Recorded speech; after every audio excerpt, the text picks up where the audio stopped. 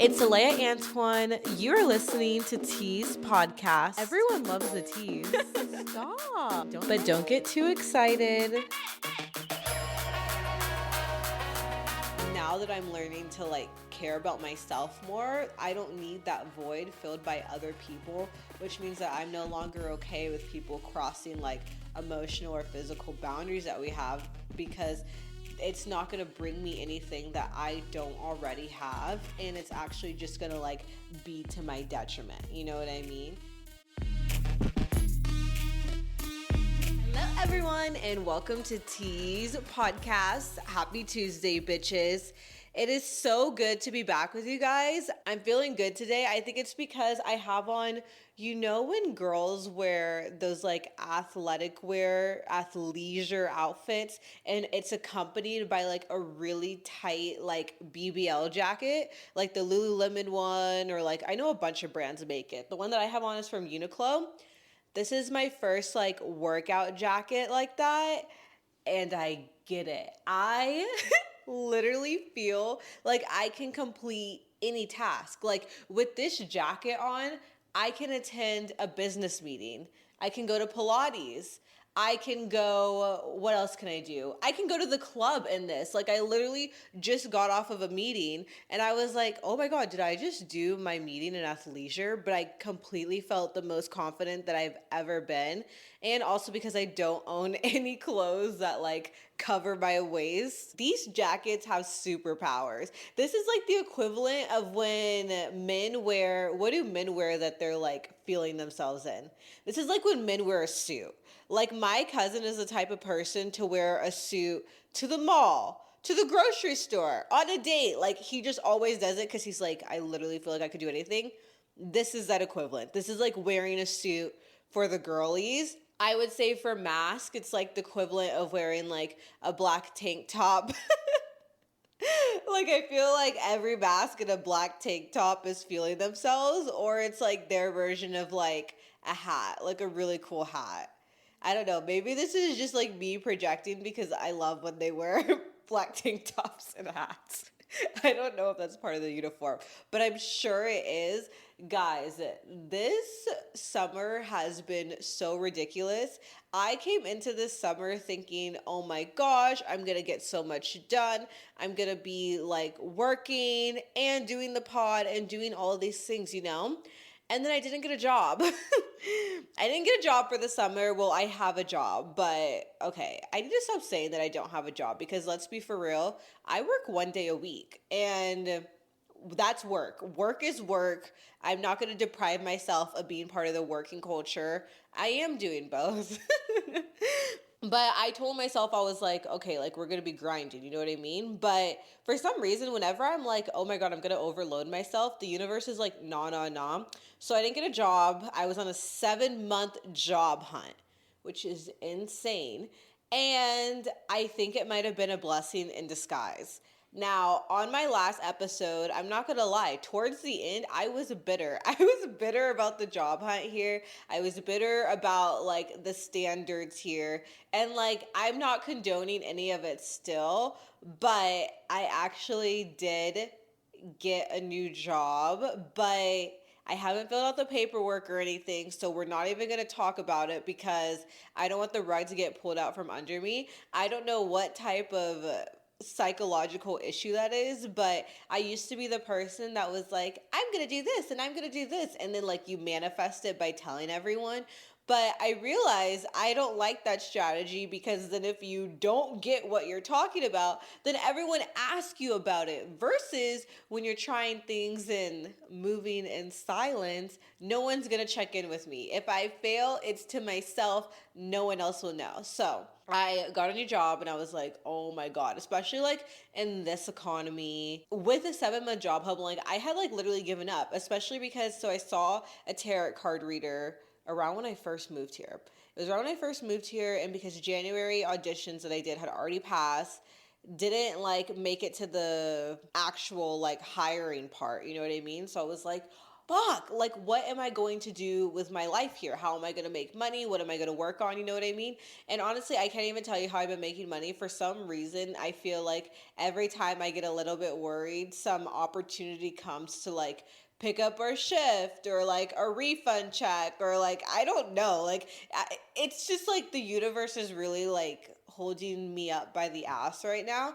But I didn't get the jobs in January, you know what I mean? And probably because it's connections based too. I think there's not a lot of slots in general. Then there's not a lot of slots for a certain look. And then it all is about connections. Like that has been my biggest lesson in Vegas because the way that I even got the job that I got now was through nepotism. Like the one time that I get a job on a 7-month job hunt in Vegas is because I knew someone. So that just proves it. My hypothesis was correct. I literally feel like I just went on a 7-month long social experiment, which I'm not mad about because literally I was like the kid, like I am obsessed with like psychology. And I'm not saying that in a way of like, oh my God, like I want to know about psychology. No, like if I if like I have a weird conversation with like a friend or like anything, like I go to ChatGPT and I was like, what's the psychological thing of this? When I like go into meetings and stuff, I'm like psychologically, what would catch their eye? Like, I don't know, like I'm really obsessed with it. And I feel like that's why I sometimes come off as like a people watcher is because I'm literally just analyzing them for fun. And you know what it is? Like, I was literally reading this self help book. I think I've told you about it before, but I absolutely recommend it. I feel like it changed my life. It's called The Subtle Art of Not Giving a Fuck. Oh my God. When I tell you, like, changed my whole perspective, I feel like I'm an instantly chiller and more like chill person. I'm not normally chill.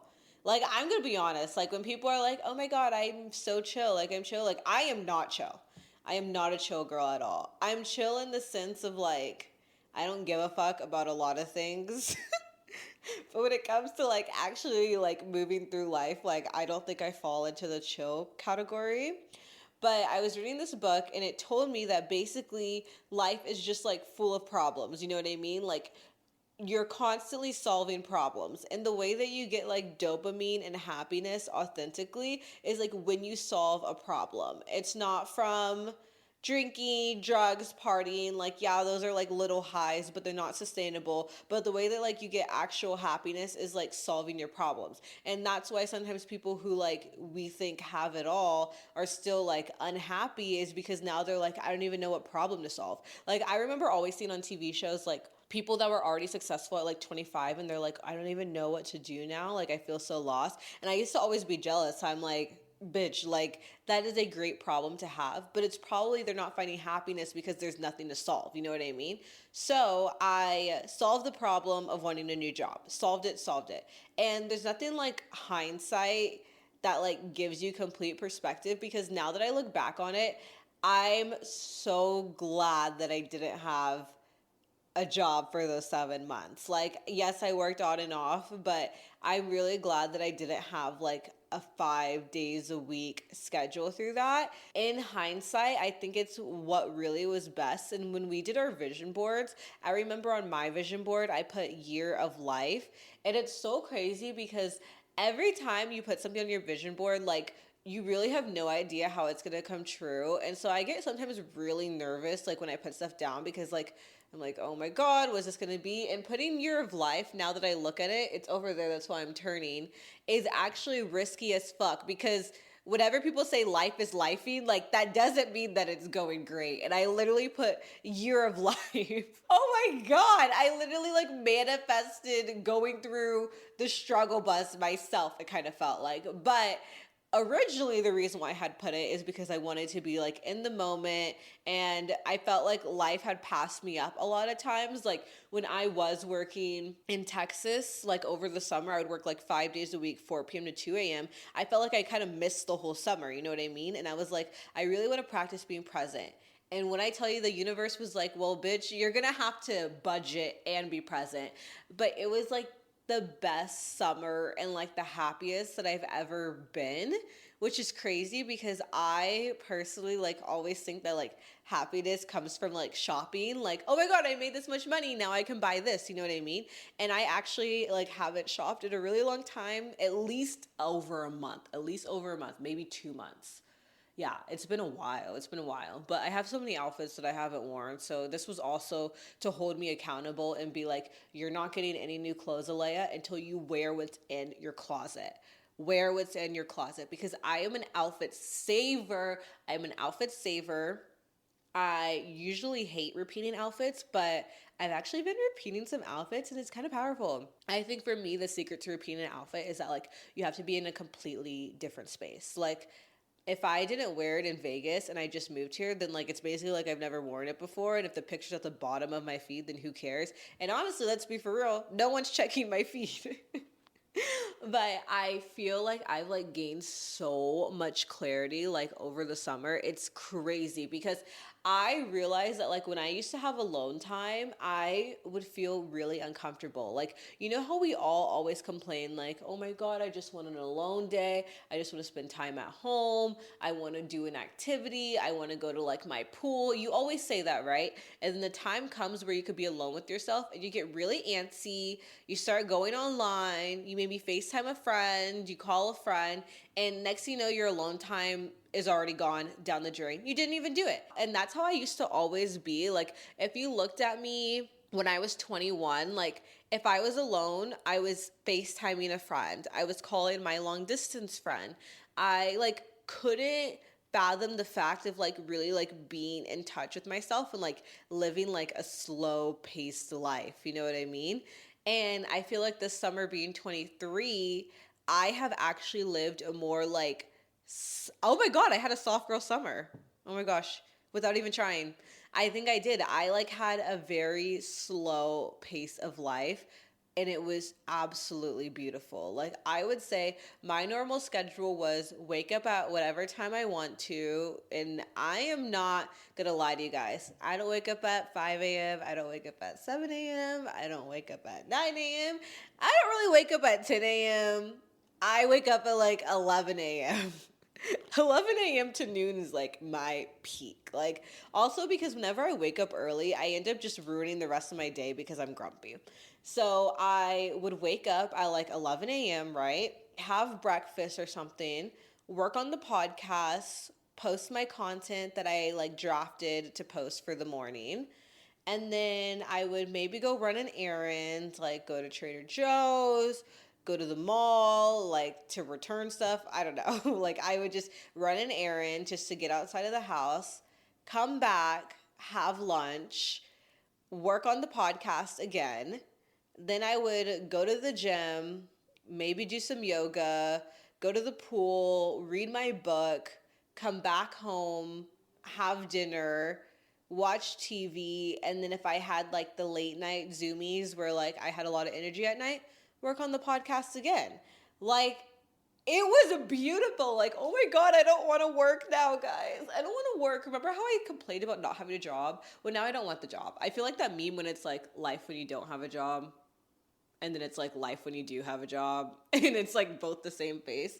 But it was like such a slow pace of life. Anything that my friends invited me to, I could attend if I didn't have other plans. Like I could attend anything I wanted. I didn't miss out on anything that I wanted to do this summer. I went to LA for the first time for Pride, and it was the most present I've ever been on a trip because I had already had time to get all of like my content scheduled ahead of time. So I actually was just like in the moment and having fun with my friends, you know? And then I spent a lot of the time, as much as I hung out with my friends, like I would say like throughout the week, like I just spent it to myself. Monday, Tuesday would be like hibernation days where I would just stay home, edit, like do all the stuff that I had to do for the pod. And it was just so beautiful. And like looking back, like my skin has never looked this good. My body has never looked this good. Like I'm in the best shape of my fucking life. Like if you see me walking around naked without clothes, it's because I worked for it. And I feel like the podcast with us is like doing so well. I feel so much less stressed out. Like I'm trying to really like get in touch and like say all the parts of me because I know I could come off as maybe sometimes like really positive, you know what I mean? But like I get some like depression spells. Like it's really bad. Like I will get in funks and like I think that no one really knows that because I really do keep those I really do keep those cards close to my chest, you know what I mean? In this like revelation of like being present and everything, I've like learned to love like the sad, dark, depressed parts about myself, which is really strange. Like basically a night for me with depression looks like cuddling up on the couch, working on something so I can feel productive and good about myself, playing the weekend with red lights on, nothing else, and smoking weed and like maybe a tear sheds, you know what I mean? And I used to always get so mad at myself when I would be like that. Like I'd be like, oh my God, like no one else does this. You need to be happy, you know what I mean? And now I've gotten to a point to where like that's when I'm like in my most creative mode. Like these podcast guys are getting edited when I'm like in that mode. The titles, all that stuff are getting made when I'm in that mode. And I've actually like learned to like actually like go into that mode intentionally and be like, I'm not feeling that great. Instead of me trying to avoid the feeling, why don't I just submerge myself in it and take that power back, you know? Because a lot of times when we're feeling like down or bad about ourselves, you try to avoid it or instantly cure it. But there are some times where you just need to feel it and it kind of really minimizes it. Like it's like, okay, if I accept this, is it really that bad then? You know what I mean? And I feel like I had a lot of time to like self-reflect. And so I feel like way more in touch with myself than I ever have. And it's really helped me with boundaries and stuff too. I used to have no boundaries with friendships. Not at all. And I've like learned, I feel like what I want in friends and relationships and people in my life now. Like I would say that in the past, the way that I moved about friendships was I have had a lot of best friends in my life. Middle school through college, like every 2 years, I had a new friend group. Like, I don't know what it is about me, but that's just the way that life was. And it worked for me. It was kind of like I get along with all these people, so why not be friends with all these people, you know? And then I had some really bad friendship experiences from the age of 17 to 21. I would say 17 to 21, I had a lot of like really unhealthy, toxic friendships. And I think that a lot of people feel that with relationships. They're like, I don't know what was wrong with me in that point. That was me with friendships. And at the end of the day, like friendships can also fill the void of relationships, especially like, let's be so honest, I'm a lesbian and my friends are girls. Like, who knows like how gray and layered these experiences are, you know? I used to move about friendships thinking not ever that I was a victim, but like that at some point I was going to get fucked over, and at some point I was going to probably fuck over the other person too. Like I was kind of like, okay, if you come at me, then like I am going to come at you 10 times harder. You know what I mean? It's like that always being on edge defensive. It's like walking around with your dukes up and your fist up all the time, just like waiting for someone to attack you. You know what I mean? And so I was the type that was like, I'm very trusting and you can do anything until like it gets really bad, because like I will say that like I've had a lot of blow ups, you know what I mean? It hasn't always been like small things, or it would be small things that led to blow ups. So I already was like, I guess, a pessimist in a way, but then also I was like battling pessimism with optimism. Like on one hand, I had no boundaries. That was like the optimism in me, because I'm like, okay, if I'm going to be trusting, no boundaries. And the pessimist in me was like, well, once they break and fuck me over, then it's going to be a blow up. This sounds so confusing, but to put it so simply, basically what happened was I was so trusting and so desperate for love and attention that I had no boundaries. So the reason that I had blow-ups and chaotic things in my friendship, I could have nipped the little things in the bud by having a boundary, but since I had no boundaries, it had to escalate to a ridiculous amount for it to actually blow up. Like, does that make sense? And I have been doing a lot of work on myself, and I'm like, why did my friendships go this way? Like, yes, it gives me funny stories. Yes, I can say she's a bitch, they're a bitch, whatever.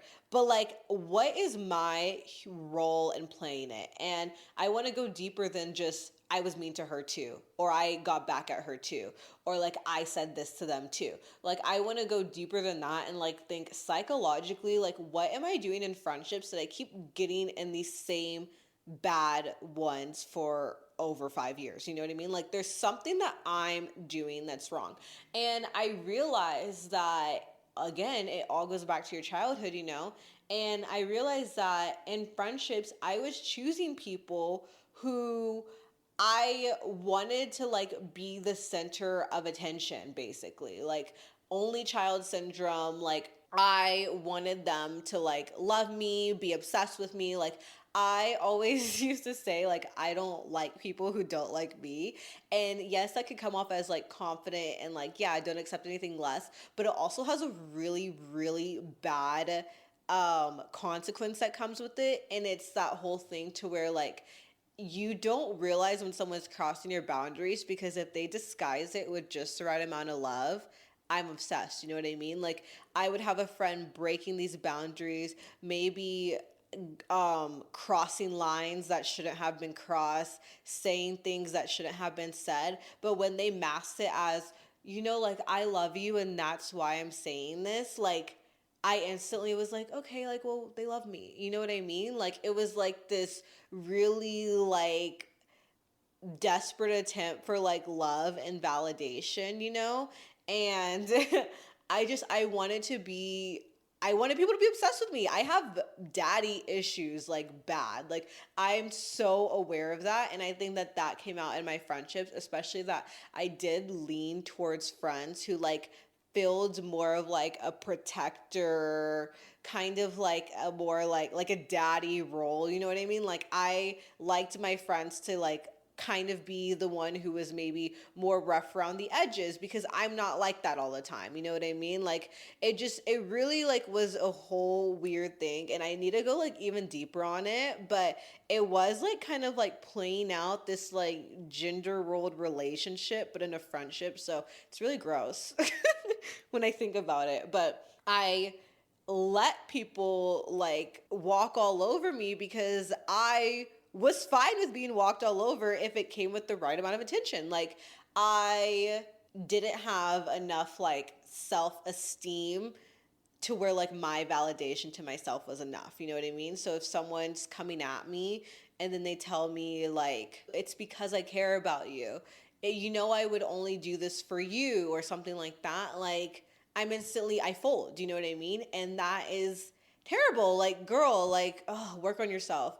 So I've like had time to reflect on all those friendships and everything that I've been in, and I've realized that like I really need to make a change. And like, it's not supposed to be that one person is pretty much like super into the other, and not all my friendships were like this, guys. I have other problems too, but like, this is just like one dynamic that I did see play out in at least more than one friend. Like, this one I did. I realized like I want my friendship to be like an equal amount of like, we root for each other. Like, I would say like the most healthy friendship that I've had was my friend that was like in Texas for 7 years. Even though it ended really strangely and not the best, like, I think while we were friends, we were really, really good. We didn't have jealousy, we didn't have animosity. We kept in contact and we communicated, but we also both were very aware that like, we are not the center of each other's lives at all. Like, you have a life, I have a life, and we meet in the middle to support each other through our journeys.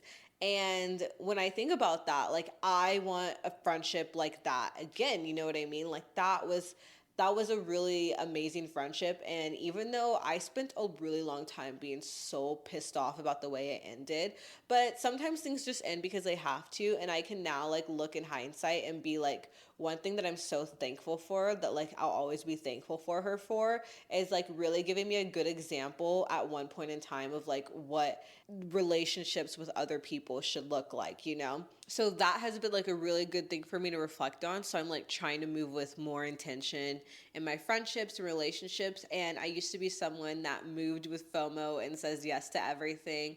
And now I learned to say no, because also in the book that I read, it said that like rejection is just a part of life, and you need to be comfortable with people telling you no and you also telling other people no. You know what I mean? Like you have to be able to say no and hear no. So I've been really working on that, and I now say no if I don't want to do something. And it sounds so simple and little, but I used to really not be able to say it. Like if I thought this person is going to love me more if I just go along with whatever they want to do, then I would do it. Like that's a crazy people pleasing like tendency, but it's what I did. Like I will say yes if it means that like you are going to care for me even more. You know what I mean? And that's also like a form of like manipulation on my end too, because it's like I'm trying to fill this void for you so that way you fill a void for me. And it's like a really, really bad spiral. Really bad. Another thing that this rest and recovery really taught me about was, what do you want your life to look like? Because yes, we all want to be successful, but what does that look like? Do you want money? But do you want to be working 60 hours a week? Do you want to travel, but maybe not live in like a big mansion? Do you want a bunch of cars? Do you want kids? Do you want a slow paced lifestyle where you can enjoy just going to Trader Joe's? Or do you want to always be go, go, go? You know what I mean? And I felt like this helped me reflect, because I used to think that I just want the most money that anyone can have, and that is like what happiness looks like, because then you can do whatever you want. You know what I mean? And I realized that the currency that I want most in life, I want to be able to cover my needs and not stress. So obviously like a form of financial freedom. But I think that the biggest way for like me to be rich and feel like happy in my life is the ability to just move however I want, to be able to have a slow day, to be able to have a fun day when you want it, to be able to travel, you know what I mean? And I realized like I'm not someone who really gives a fuck about a car. I'm not. I'm really happy with my Honda Civic. I'm so close to buying it out that like I don't care. And I'm like, do I really want like a big house and all this stuff to upkeep? No, I want like a penthouse, a townhouse, a condo. Like I don't want like a huge massive space, because I'd rather put that money into like going abroad or going to a music festival or hanging out with my friends, you know what I mean? Or visiting my family or buying my little sister presents, you know what I mean? Like that's not something that I really want, you know? And so a lot of times we think, okay, well, I need to be working all the time, have this much money, and then I'll be happy. And I'm like, you know what? I would rather work only 20 hours a week and make less money than someone working 60 hours, but be able to like really enrich in like my free time. You know what I mean? Like it's kind of like I learned that like money doesn't compensate everything. I do think that money brings you happiness, because I have been broke, I have been poor, and I know that without money, your life is going to be really effing difficult. But I think that once we all reach that goal of like getting into a more financial free space, is it like, do I want to keep grinding just so I could have all of this and reach all these things? Or do I want to just like enjoy it and move about life, doing what I want, moving at a slower pace? And I think that that's like the type that I want to live. I used to always think it was the latter, but now I feel like I'm in that. You know what I mean? And I think it just goes with your goals. Like, I don't want kids, you know what I mean? So like a house, a space, a yard isn't something that like is valuable or like something that needs to be prioritized to me. You know what I mean? And another question that came to me was, what challenges do I want in life? Because with that whole thing of there is always going to be a problem, what problems can you take on? So maybe you're like, I can work 60 hours a week. That's a problem I want to have, because I'm not willing to not have a big house. You know what I mean? So like it's kind of like life is about determining your problems, you know? And I don't like working that much. I don't want to work 60 hours. That's a problem that I'm not willing to have, but learning how to like save money, how to be wise with it, that's a problem I'm used to that like I would not be uncomfortable with, you know? And so it's like, what challenges do you want to have in life? Because you're never going to reach a point of nirvana, utopia. You're never going to not have an issue. You will always have an issue. And the question is, what kind of like issues are okay for you? Because sometimes like I see people who are like creators, right? And they're like, oh my God, I'm so tired. I had to fly here. I had to fly here. I had to attend this event. I had to do this. And I'm like, I could so take those problems. But then the problem of like, okay, well, I'm a billionaire, so I work 60 hours a week, like, and I don't contribute to like the larger economy, and I kind of like actually take from the poor. Like, that's not a problem I want to have. That's like a moral flaw that I just don't wish upon myself. You know what I mean? And so the reason why I'm going through these questions, guys, is also because it is officially the second half of the year. It is the second half of the year. You already finished a whole half of 2025. And when you look at your January self, do you think, oh my gosh, I'm where I want to be? Or do you think I really want to like implement change these last months? I think I'm in a middle ground. I think I have accomplished a lot that I want to. And I think I have a whole other half of the year to do that. And also, a year really isn't the biggest way that you should measure your time. Like, it's not like your life just stops and it's like, all right, start over like a game. You know what I mean?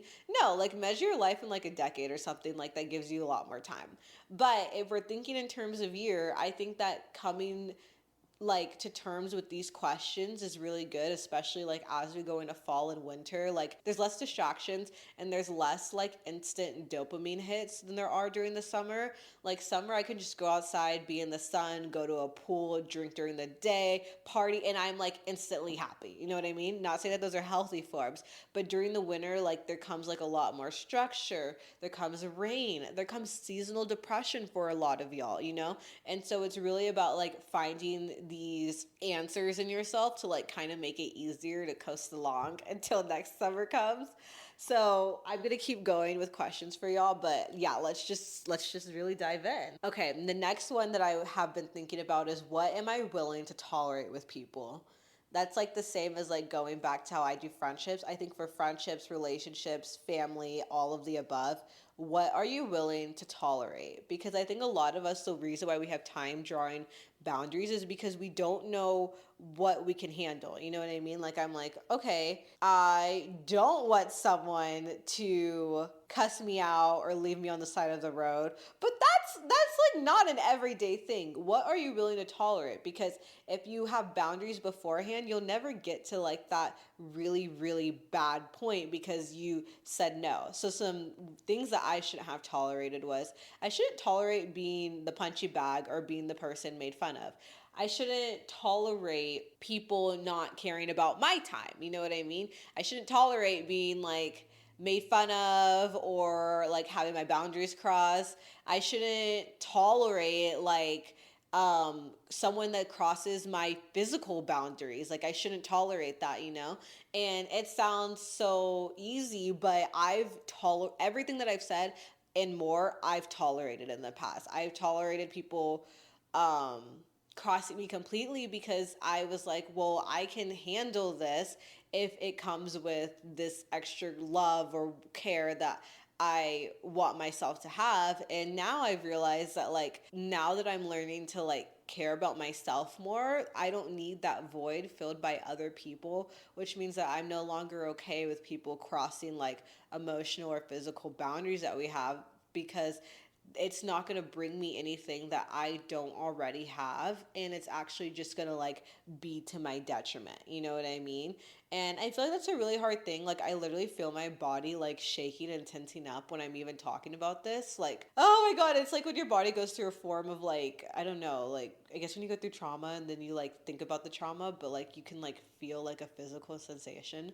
I'm literally feeling that right now, guys. Like, because I'm just like having flashbacks and stuff, and I'm like, oh my gosh, like, I'm so sad for the younger version of me. Like, she was definitely just surviving, and like now I want to like enter a point to where I'm thriving. You know what I mean? Because I feel like at one point we all come to a realization that we've put up with a lot for a long time. It's like you're coasting through and then you finally wake up.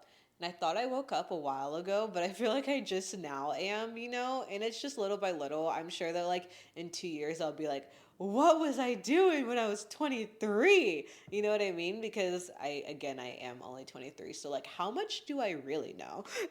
Another thing that has really dawned on me is, what privileges do I have in life? Because When I look at my life on a large scale, I can sometimes come off probably as someone who's like, this happened to me and this happened to me, like a really victim mentality. But I think when we all look at our life, we all have privileges. You may not be a Nepo baby, you may not have a trust fund.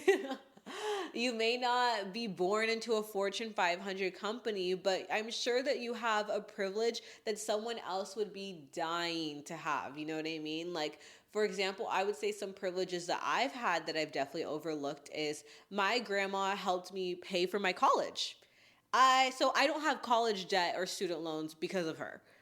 You know, like how many people like wish that they could say that, and I'm over here comparing myself to other people when it's like, yeah, maybe in my personal life I was struggling, maybe I haven't been able to afford certain things, maybe I like lived in situations I didn't want to live in, but that is a blessing that came with that. You know what I mean? Another blessing that I would say, or another privilege that I have, is like, Kai's military stuff covers our rent.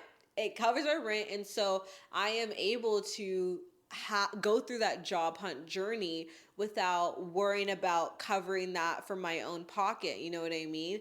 And yes, I maybe never had help in my life financially with like day to day stuff. Yes, I may have had to buy my own car when I was young, and my parents didn't pay for my gas, or I didn't have rides places, or I was like staying at friend's house because I didn't have like my own room and I lived in a 2-bedroom apartment with 6 people. Like maybe those all things happen, but when I look at these other things, these are amazing privileges that like I can't call myself a complete victim because I have had a boost in life with those things. Some other privileges that people have that maybe you overlook is, I think, the privilege of having siblings.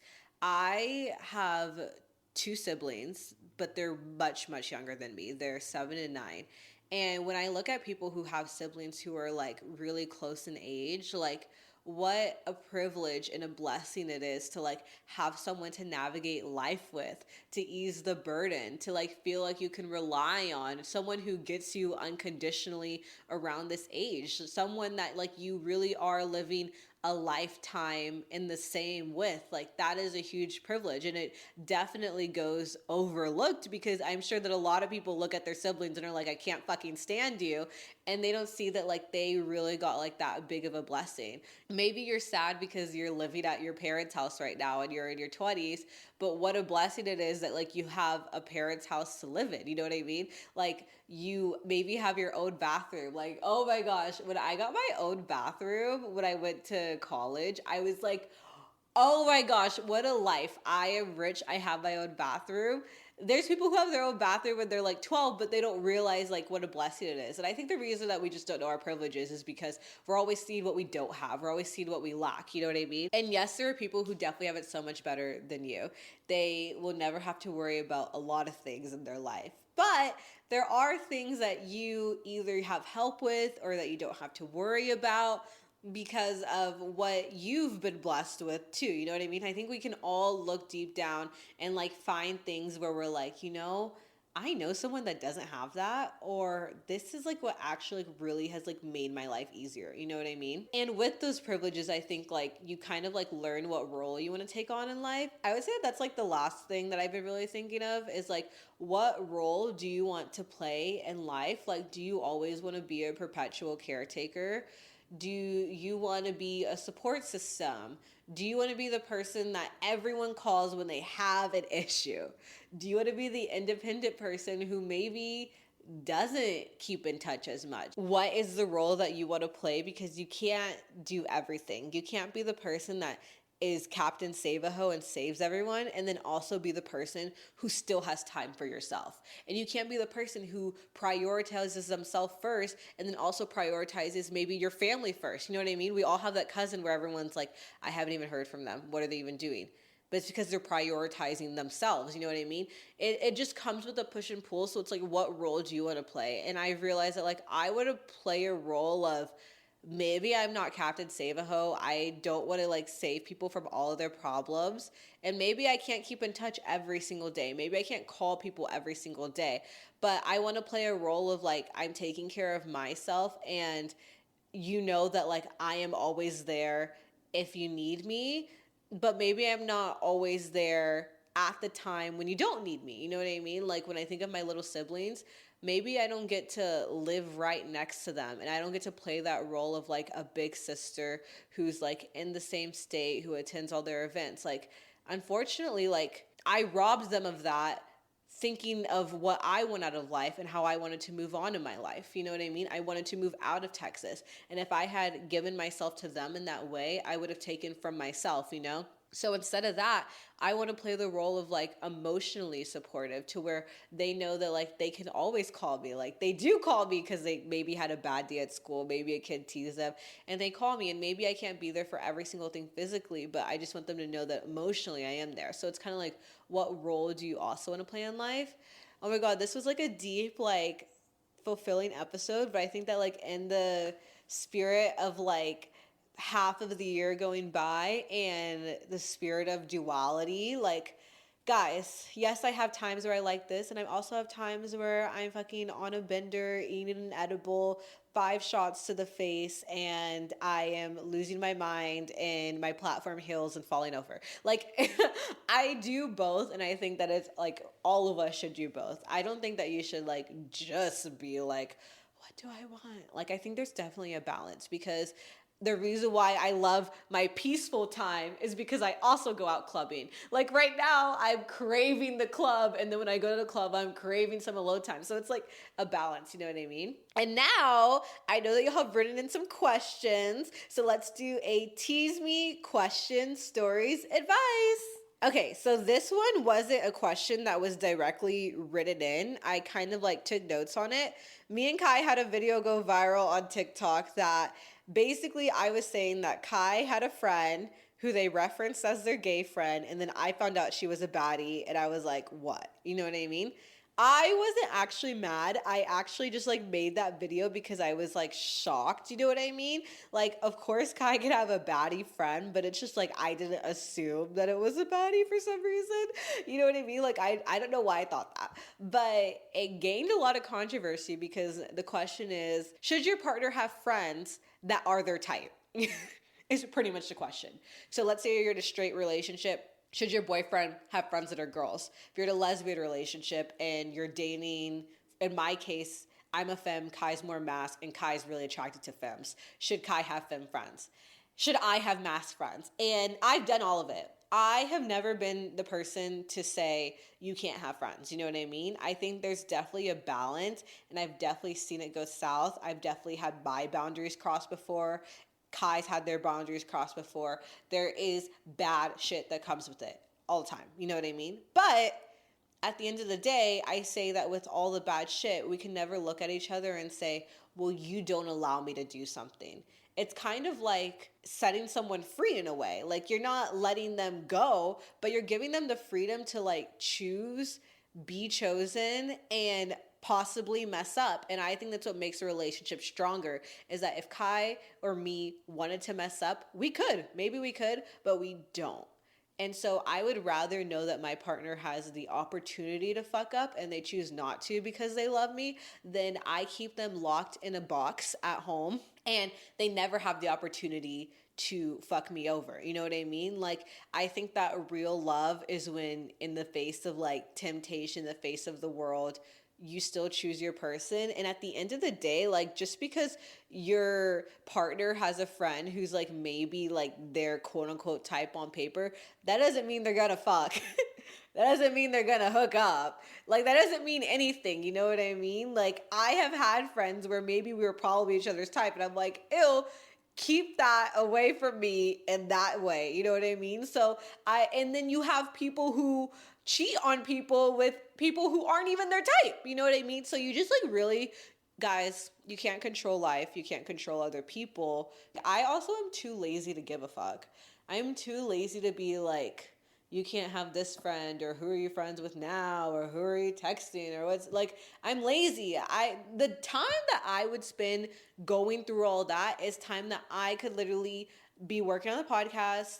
I could be shopping, I could be making money, I could be getting my hair done, my nails, I could be doing anything else but focusing on that. So like for me, I always say, like, if I were to get fucked over, like, oh well, not gonna happen, but let's just say it did in an alternate other universe, you know what I mean? Then that's just what was supposed to happen. That's how it's supposed to go. Okay, next question. Hi, Alea. I have been thinking about moving to Vegas for a while now, and since you live there, I'm wondering, do you think I should go ahead and do it? Full send. Vegas is weird. I would say if you just have like an undying love and you're hooked on Vegas, like when I moved here, no one could talk me out of it. I wanted to move here so bad. I was like, no matter what you say, I will not be talked out of it. Like all the struggles that I've talked about you guys with, the job hunt, all that, I was warned. I was warned and I didn't care and I didn't listen because I wanted to move here so bad. So if you have that innate feeling, do it. Don't rob yourself of that. I think that if you're going to move to Vegas, as far as like jobs and stuff, like have a savings account. Do not move to Vegas without a savings account. Have a savings account. You need to have backup. And I think that the best way to move to Vegas is if you already have a job lined up or you already know someone that has a connection that will make it easier for you. That's what I would say. Okay, guys, thank you so much for listening today. Please be sure to rate the show 5 stars on Spotify, on Apple. We are at Tease Pod on Instagram, at Tease Podcast on every other platform. I am at Alea Antoine if you want to follow me. And be sure to subscribe on YouTube. You can always watch us on YouTube and Spotify if you want the visual too. I love you guys, and I will see y'all next Tease Tuesday. Bye.